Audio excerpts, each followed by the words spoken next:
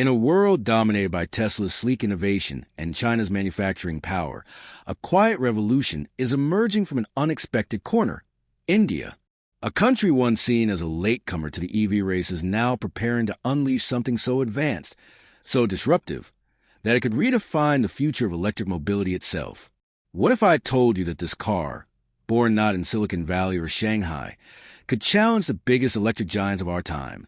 This is India's new EV monster, and it's about to shake up the entire EV world. For decades, India was known for affordable compact cars, fuel efficiency, and sheer production scale, not for cutting-edge electric innovation. But beneath the surface, a quiet transformation has been taking place. Government incentives, billion-dollar investments, and a surge of homegrown startups have turned India into a new EV powerhouse. From Tata Motors and Mahindra Electric to new players like Ola Electric and Praveg, a fierce competition is brewing. India isn't just building electric cars, it's building a complete EV ecosystem. Battery manufacturing hubs, green energy integration, nationwide charging networks. And yes, a car that could change everything. Enter Project Indra, a code name whispered across the EV world. Developed by a team of Indian engineers and backed by powerful investors, this new electric car boasts numbers that sound almost unreal. A 1,000-kilometer range on a single charge. A self-repairing solid-state battery that can last over 1,000,000 kilometers. And an AI-driven powertrain that adapts to your driving habits in real time, boosting both performance and efficiency. Sources suggest that this EV isn't just competing with Tesla. It's outclassing it in key areas like battery density, temperature control, and wireless energy transfer. If that's true, the EV balance of power is about to tilt, and tilt fast. The secret weapon? A new hybrid solid-state energy cell developed in collaboration with top Indian institutes and a few undisclosed global partners. Unlike traditional lithium-ion batteries, this breakthrough uses graphene-enhanced conductors, offering faster charging, cooler operation, and a fraction of the degradation rate.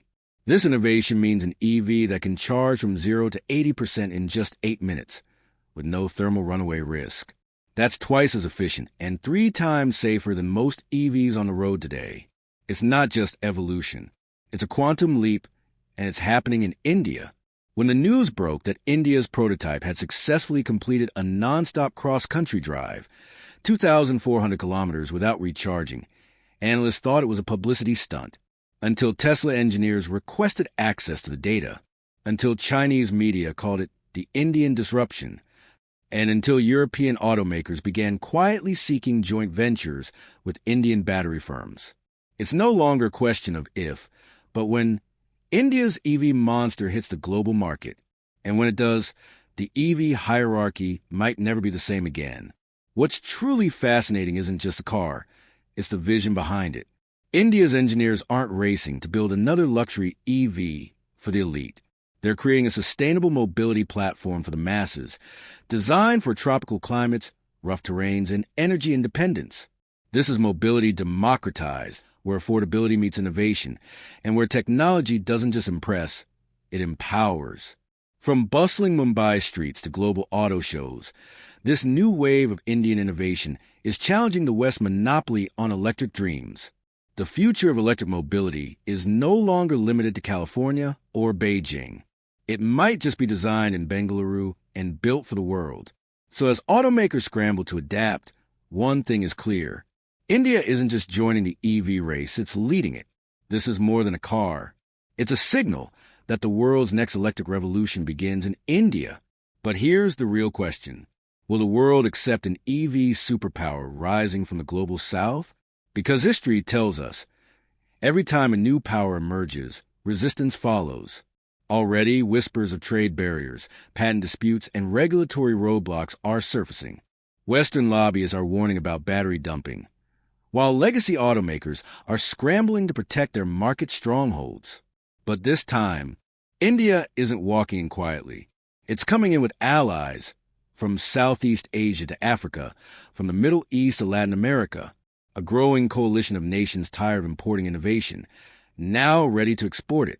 In a bold move, Indian officials have already begun offering EV manufacturing partnerships to developing nations, not just exporting cars, but exporting factories. Kenya building Indian-designed electric buses. Brazil manufacturing graphene-based batteries, licensed from India. Indonesia deploying Indian charging stations in every major city. This isn't just business. This is EV diplomacy. While the world argues over climate targets and carbon credits, India is handing out tools, tech, and training. And that is a far more powerful strategy than any press conference. But make no mistake, the final showdown is coming. Tesla, bid. Volkswagen, Tata, Ola, Mahindra, all racing toward the ultimate objective, global EV dominance. Which one will adapt? Which one will collapse? And which one will rewrite the rules entirely? The world expected this battle to be fought between America and China. But now, a third warrior has stepped into the arena. Fierce, underestimated, and unstoppable. So now I'll throw the question to you. Is India truly ready to lead the electric revolution? Or will global pressure force it to play by someone else's rules? And just when the world thinks it understands India's EV ambitions, another twist emerges. This revolution isn't limited to passenger cars.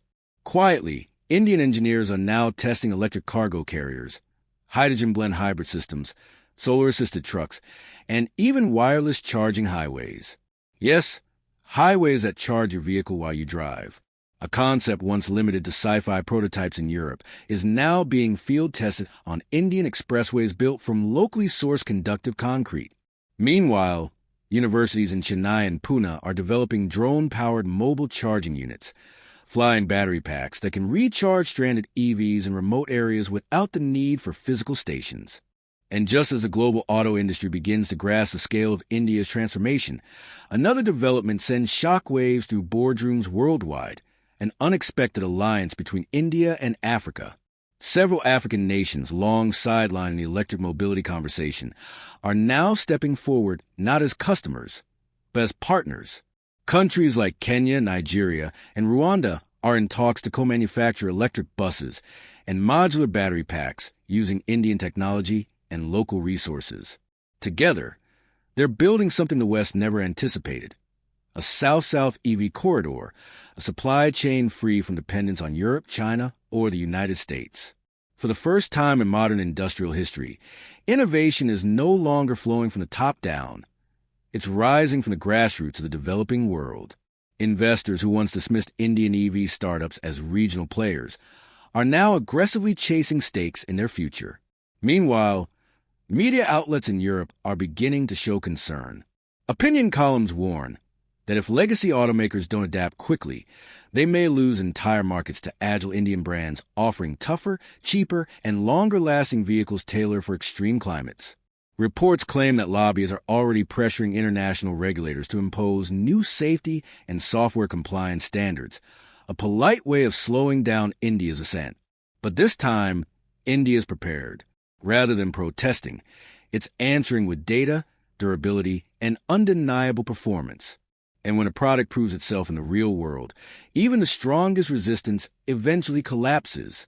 But the real turning point comes when India's first global EV launch event is announced. Not in New York, not in Berlin, but in Nairobi. That single decision sends a louder message than any commercial ever could. The world expected India to chase validation from Western markets, but instead, it chose to rewrite the rules of prestige. The unveiling is streamed live across continents. No celebrity endorsements, no billionaire CEOs making grand speeches, just engineers, drivers, and fleet operators presenting real-world data from months of rugged testing across deserts, mountains, and flooded plains. When the test vehicle drives onto stage covered in dirt, not polish, the audience erupts because this isn't a showpiece. It's a war machine built for reality, not showroom fantasy.